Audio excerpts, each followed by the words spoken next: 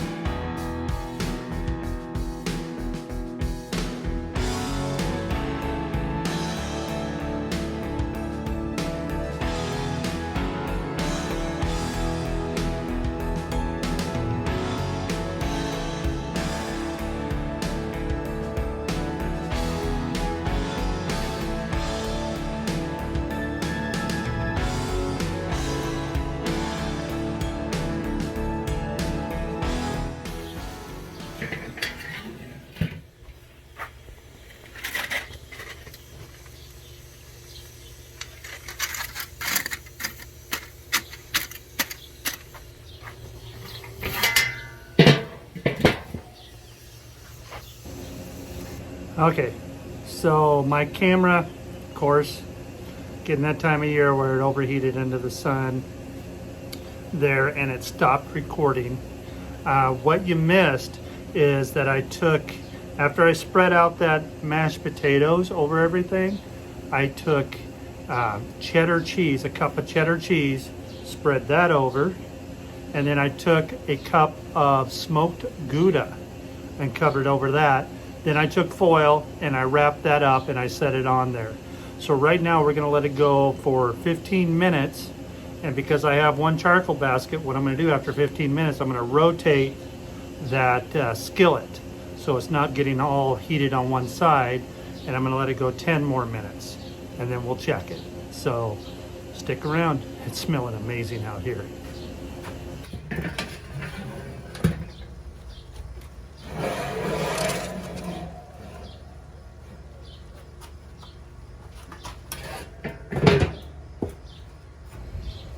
Okay, now we'll let it go for 10 more minutes, then we should uncover it and let it go for about 5 minutes just to kind of crisp up that top layer. Okay, it's time to take that cover off and have our first look at it. Then we're going to let it crisp up for a little bit.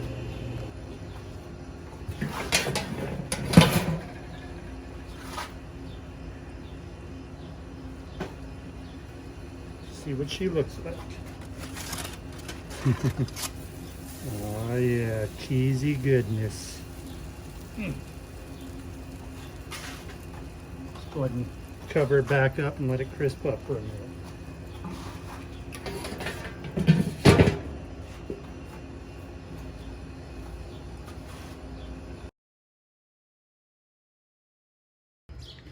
All right, let's get this off. Have a look at it. Oh yeah. Mm.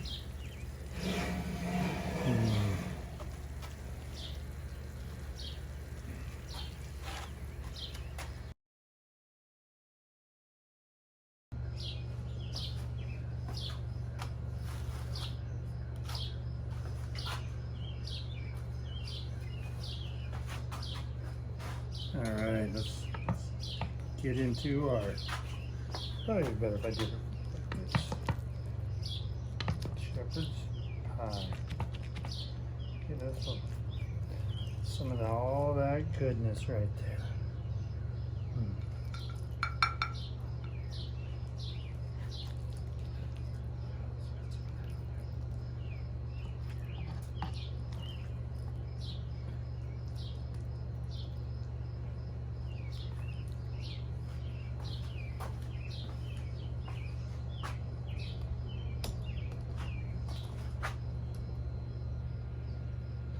Doesn't that look good? Let's try. All right, let's try a bite of this grilled shepherd's pie. Might be hot.